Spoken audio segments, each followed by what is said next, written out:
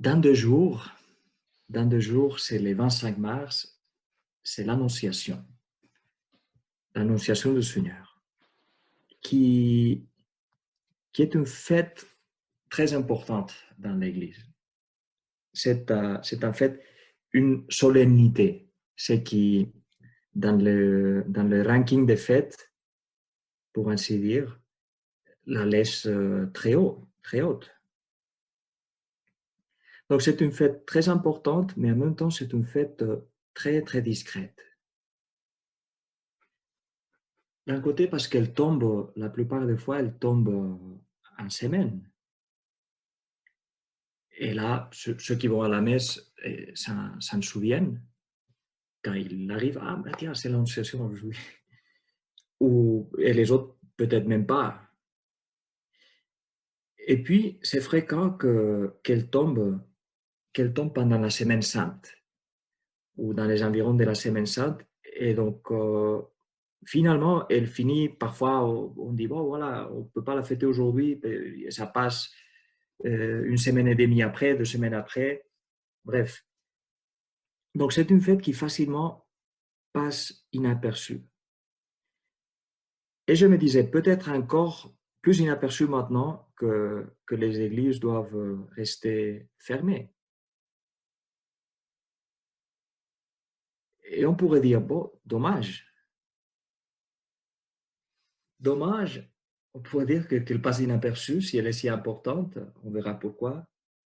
Mais en même temps, je trouve que le destin, pour ainsi dire, de cette fête reflète très très bien la manière dont s'est produit l'événement qu'on célèbre dans cette fête. On pourrait dire la fête a le même style que l'événement. Et qu'est-ce qu'on y célèbre? Bon, on le sait, l'Annonciation, n'est-ce pas? L'Annonciation de l'ange à Sainte Marie. C'est dont nous nous souvenons, si vous avez l'habitude de prier l'Angélus, eh bien, c'est de ça que nous nous souvenons tous les jours.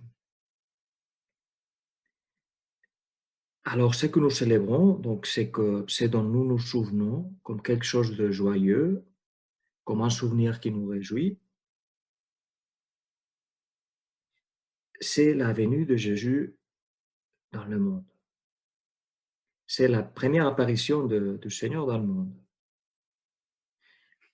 Mais on pourrait se demander, est-ce qu'on peut se réjouir avec le panorama qui nous entoure? Est-ce qu'on peut se réjouir?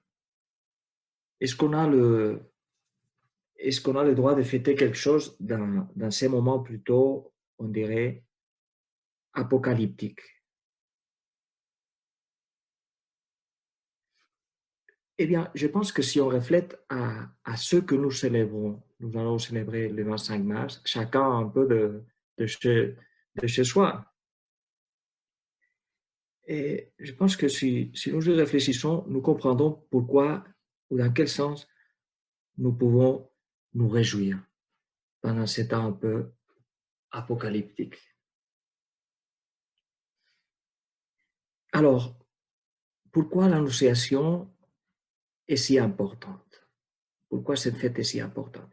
Eh bien, parce qu'il s'agit de la percée, en anglais on dirait the breakthrough, la percée la plus forte que l'on puisse imaginer dans l'histoire de l'univers.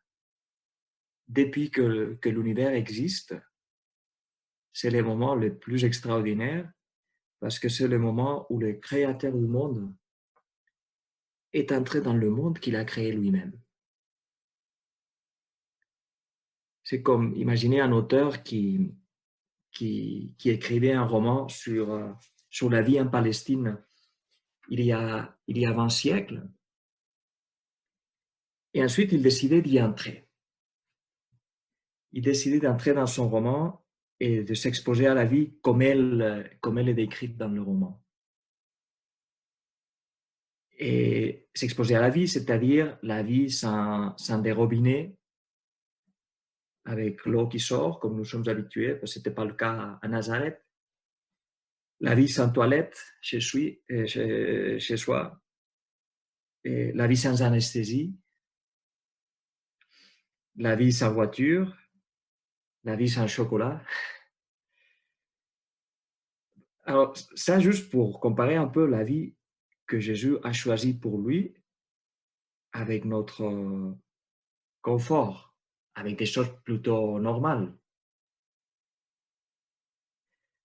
C'est une comparaison qui peut-être nous permet, même si c'est de très loin, nous permet d'imaginer la différence entre le bonheur de la Trinité, le bonheur de Dieu, qui est autre chose que du confort, va au-delà de tout ce qu'on puisse imaginer comme bonheur. La différence entre le bonheur de la Trinité et la vie sur terre que Jésus a choisie. Même si la vie de Jésus sur terre a été une vie heureuse. Elle a été une vie dure, mais elle a été une vie heureuse. Eh bien, Dieu a choisi cette vie. Dieu est entré dans l'histoire du monde. De ce monde qui s'était séparé de lui comme un enfant qui quitte son père, et son père qui lui a tout donné, eh bien, comme un enfant gâté, manqué de reconnaissance, qui ne veut plus rien savoir de lui, eh bien, Dieu est entré dans l'histoire pour essayer de nous convaincre, pour essayer de nous ramener à lui. Et il est entré dans le monde sans que l'on fasse un compte en arrière, et comme on le fait, je sais pas, pour les Jeux Olympiques, comme on le fait pour la nouvelle année. Donc, il est entré, voilà, sans qu'on l'attendait, il est entré dans un monde qui allait ensuite les chasser au bout de 33 années de façon brutale. Dieu qui entre sans faire de bruit et qui part sans faire de bruit. Dieu qui entre dans le monde sans attirer l'attention. Il lui a suffi à Dieu de l'annoncer à celle qu'il avait choisie pour être sa mère. Le reste du monde continuait à fonctionner. Mais lui, Dieu, était en train de commencer la révolution la plus puissante qu'on puisse imaginer. Sainte Thérèse Bénédicte de la Croix, plus connue comme Edith Stein, disait: certaines âmes dont aucun livre d'histoire ne fait mention ont une influence déterminante au tournant décisif de l'histoire universelle. Et tu vois, toi et moi, nous pouvons nous compter parmi ces âmes, si nous le voulons. Saint José Maria disait que du fait que toi et moi, nous faisons ce que Dieu s'attend de nous, ce que Dieu rêve pour nous, il y a beaucoup de choses grandes qui dépendent. Eh bien, cette affirmation d'Edith Stein, certaines âmes dont aucun livre d'histoire ne fait mention ont une influence déterminante au tournant décisif de l'histoire universelle. C'est plus que jamais le cas de Sainte Marie, et en particulier en ces moments.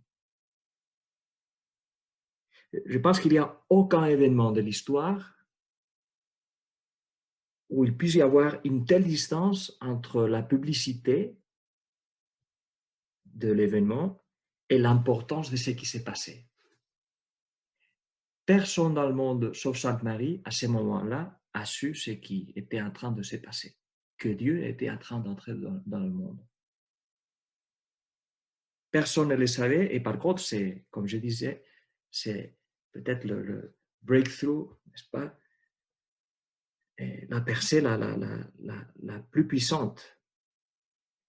Bien sûr, ensuite il y aurait des événements très forts, très importants, comme la mort de Jésus sur la croix, comme la résurrection.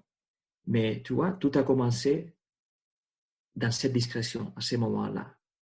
Il y a eu un avant et un après, impossible de supérer, quoi, de dépasser. Excusez-moi. Jusque-là, jusque-là, Dieu avait créé le monde, mais il restait, pour ainsi dire, dehors, si l'on veut, en l'embrassant, en les soutenant. À partir de ce moment-là, Dieu était en même temps créateur et, et une créature aussi, comme nous. Eh bien, quand je pense à la, à l'importance, mais en même temps à la paix et à la discrétion de ces moments, à la délicatesse de ces moments, la façon silencieuse où Dieu a voulu entrer dans l'histoire sans la publicité. Ce qui me vient toujours à l'esprit, c'est le premier prélude en do majeur de Johann Sebastian Bach, qui est un court ouvrage sans titre, sans un titre particulier, plus que ça, un titre comme très descriptif, très technique, prélude en do majeur,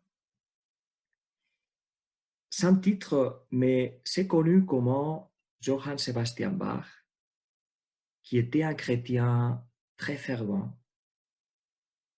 Il avait souvent en tête des motifs de la foi quand il composait.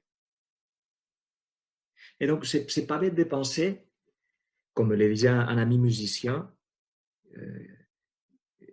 c'est pas bête de penser, comme certains le pensent, que Bach avait en tête l'Annonciation quand il a composé cette pièce. L'Annonciation qui est l'histoire précisément d'un début, qui est un prélude. Voyons si j'ai réussi à te le faire écouter un moment.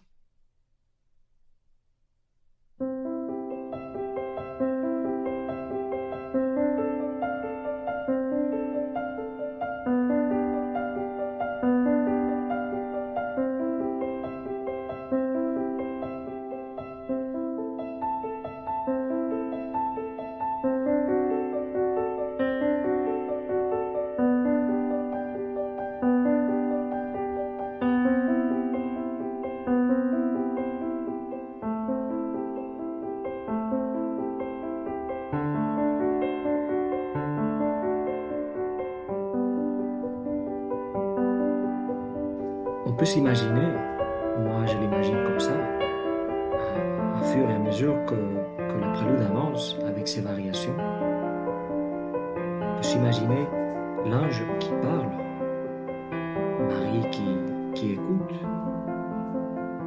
Marie qui pose une question, l'ange qui répond.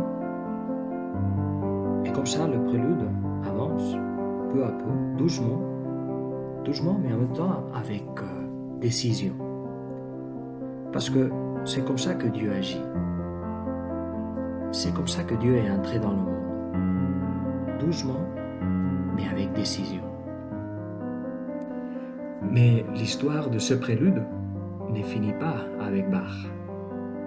Ça continue avec Charles Gounod, qui a composé son Ave Maria, la chanson la plus fameuse de Gounod, sur la base de ce prélude précisément.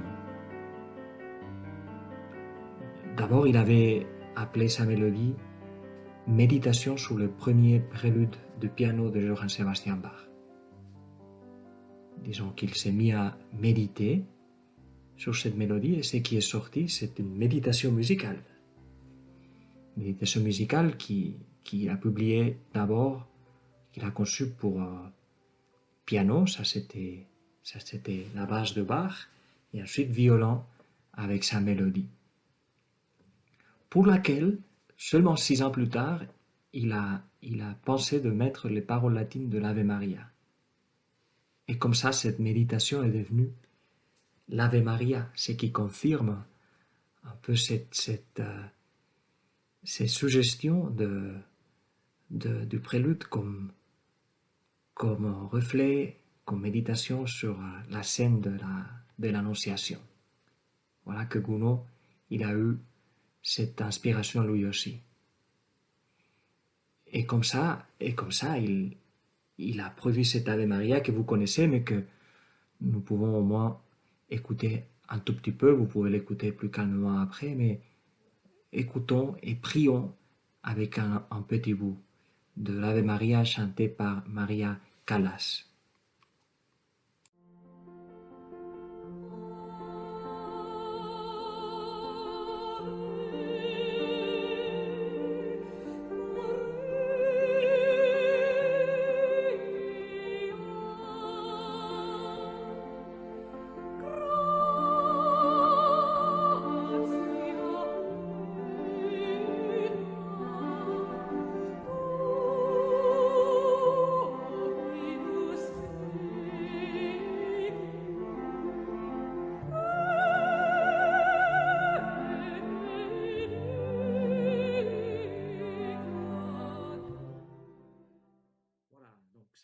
Ça aussi, vous pouvez l'écouter plus tard. Je vous conseille de faire cette expérience, d'écouter d'abord Bach, d'imaginer ces dialogues sans parole, dans le livre de Bach, et ensuite d'écouter encore l'Ave Maria de Gounod bâtie sur cette note.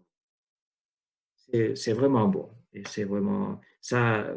Je vous suggère ça et je vous suggérerai ça pendant qu'on fait notre prière, notre réco, comme une façon de prier.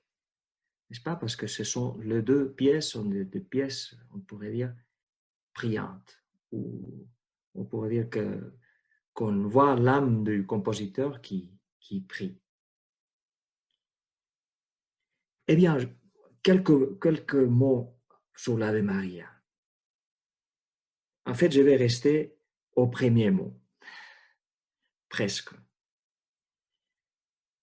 L'ange a salué Sainte Marie quand il s'est présenté devant elle et lui a parlé probablement, très probablement, en araméen, qui était la langue que les gens parlaient en Israël. La langue maternelle tout à fait, parce que c'était la langue de Sainte Marie. Donc, la langue maternelle de Jésus, c'était l'araméen. C'est la langue avec laquelle Jésus parlait et prêchait. Et donc, l'ange lui aura dit Shalom, Shalom, que la paix soit avec toi. Nous disons je vous salue Marie, n'est-ce pas? En latin, nous disons Ave Maria, c'est ça dans l'Ave Maria de Gounod. Mais qu'est-ce que nous trouvons dans le récit par lequel nous connaissons toute cette scène, dans le récit de Saint Luc? Eh bien, Luc a écrit son évangile en grec. Et qu'est-ce que l'ange dit à Sainte Marie quand il la salue, quand il la rencontre? Il lui dit Haïre, qui était la façon habituelle de saluer à l'époque. Elle lui dit Haïre, qui signifie réjouis-toi, réjouis-toi. On a une trace de ça, et c'est très beau, ici en Suisse, en romanche, cette petite langue, cette langue parlée par si peu de monde. Vous savez comment les gens saluent les uns les autres en romanche? Comment on dit salut? On dit allegra, allegra, réjouis-toi.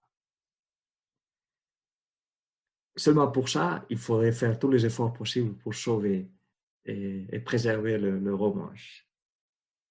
Une langue qui salue comme ça, en disant allegra, comme le grec disait, les Grecs anciens au moins disaient haïre, réjouis-toi. Eh bien, réjouis-toi Marie, parce que le Seigneur est avec toi. Et là, tu vois, je pense qu'on a la réponse à la question qui n'est pas banale, que, que je me posais, qu'on se pose. Est-ce qu'on a le droit de se réjouir? On a cette fête pendant ces temps de détresse, de difficulté, d'angoisse. Est-ce qu'on peut se réjouir? On dira, bon, regardez la situation du virus avec un peu d'humour. Oui, certainement, il y a des blagues qui circulent, et on dit oui, ça oui, mais se réjouir, bon, certainement pas se réjouir à cause du virus, mais se réjouir avec ce virus, avec cette situation autour de nous. Peut-être au moins, on peut être optimiste. J'ai regardé ce matin un bout d'une entrevue qu'un journaliste espagnol a fait au pape François, et il lui dit, est-ce que vous êtes optimiste? Et le pape lui dit, vous voyez, optimiste, c'est un mot que je n'aime pas trop. Parce que l'optimisme, ça me sonne un peu à maquillage. Moi, j'ai plutôt, il dit le pape, l'espérance. Et ça, c'est vrai aussi pour nous, les chrétiens, plus que l'optimisme, nous avons l'espérance. Comment dire, l'optimisme, c'est bien d'être optimiste, c'est vrai, mais l'optimisme peut sembler peut-être tout simplement le résultat du regard que je porte sur la réalité. Alors, je regarde ça avec optimisme. Et voilà, je vois la bouteille à moitié pleine au lieu de voir la bouteille à moitié vide. Mais l'espérance est quelque chose de plus profond. L'espérance est liée à quelque chose qui ne dépend pas de moi. L'espérance est une certitude. C'est l'espérance de savoir que Dieu va tirer plein de bonnes choses de cette situation. Et on en voit déjà de belles choses que Dieu est en train de tirer de cette situation. Et surtout, c'est savoir que Dieu, et c'est que Dieu, le bonheur que Dieu a préparé pour chacun de nous, est beaucoup plus grand que cette situation. Même si la situation elle-même nous peut sembler un peu, voilà, certainement pas s'en sortir, mais quand même. Et c'est ça, c'est l'espérance qui ne dépend pas de moi, qui est une certitude que Dieu est plus puissant que n'importe quel problème. C'est ça qui nous permet, parmi l'angoisse, au milieu de l'angoisse, au milieu de la douleur, qui peut-être nous touche de près, peut-être vous avez quelqu'un de connu, quelqu'un dans votre famille, c'est ça qui nous permet d'être contents.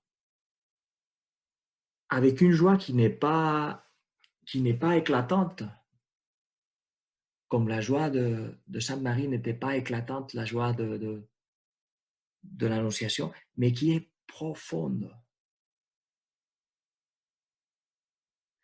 Comme le disait Chesterton, la joie, c'est le secret profond des chrétiens. C'était le secret profond de Sainte Marie lors de l'Annonciation. Et à partir de ce moment-là,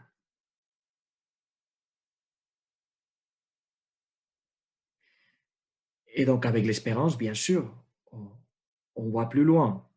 Encore, le pape dans cette entrevue disait, j'ai beaucoup d'espérance. Le peuple vont prendre de cette crise, vont tirer de cette crise des enseignements pour repenser leur vie.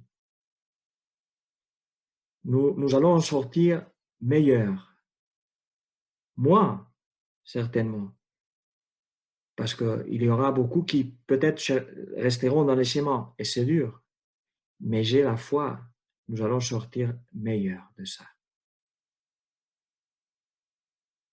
Donc, espérance que les choses, que Dieu va tirer beaucoup de bien de tout ça, mais surtout aussi l'espérance encore plus profonde de savoir que Dieu est devenu l'un de nous.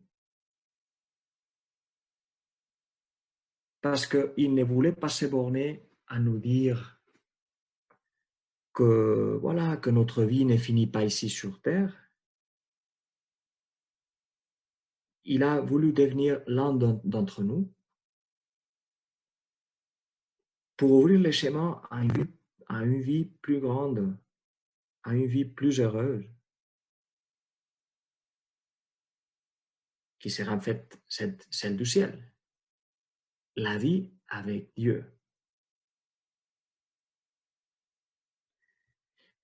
Une fois, un prêtre a, a eu une phrase heureuse.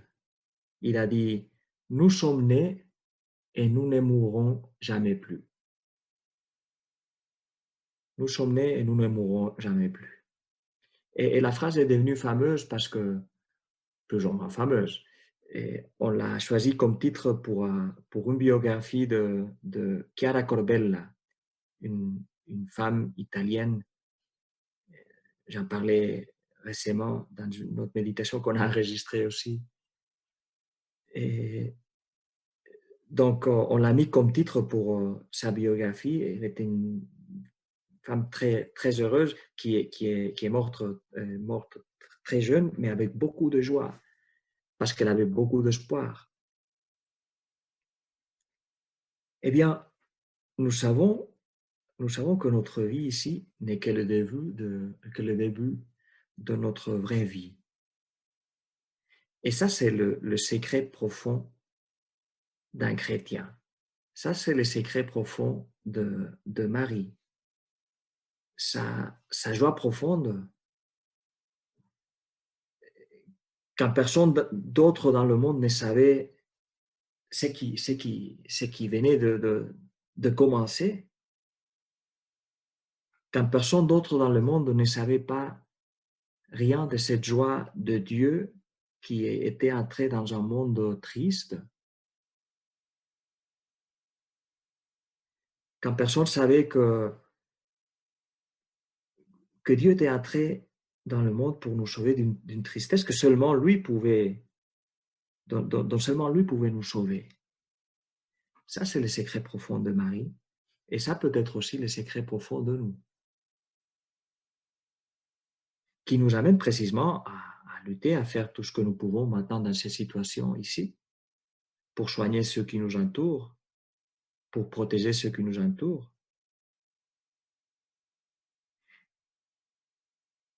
Mais aussi pour partager avec eux cette joie profonde que Dieu est venu à amener sur terre. Et à preuve de ça, que la salutation de l'ange à Sainte Marie commence par cela. Haïe, réjouis-toi, allègre, sois contente. Ça, c'est comme un mot fondationnel de notre foi. Et au fond, si on y pense, c'est ça le salut. On dit le salut. Dieu nous a amené le salut. Dieu qui est le salut du monde. Eh bien, c'est quoi le salut? Le salut, c'est un amour qui t'échange la vie. Le salut, c'est le ciel déjà dans le cœur, le ciel dans le cœur déjà dans cette vie, et ensuite pour l'éternité. Eh bien, c'est cette perception du ciel dans son cœur que Marie a eue dès qu'elle a su qu'elle allait devenir la mère de Dieu. Elle a pu accueillir cette joie de Dieu qui entre dans le monde et elle veut le partager avec nous tous. Eh bien, cette fête de l'Annonciation est une fête précisément pour, et c'est ce que nous demandons à notre mère, à Sainte Marie, nous lui demandons de nous partager, de nous faire toucher ces secrets profonds qu'en tant que chrétiens et que chrétiennes, nous avons tous. je vous encouragerais comme une chose très concrète à, si vous n'avez pas l'habitude de réciter l'Angelus tous les jours, de le faire. Ça prend 1 minute et demie, même, oui, 1 minute et demie, 2 minutes. C'est une pause. C'est très bien de faire des pauses, surtout si on travaille, si on fait du télétravail et on est devant l'écran, c'est une pause, mais c'est une pause surtout pour revenir à nos origines, pour revenir à ces mots initiaux, ces mots fondationnels de notre foi,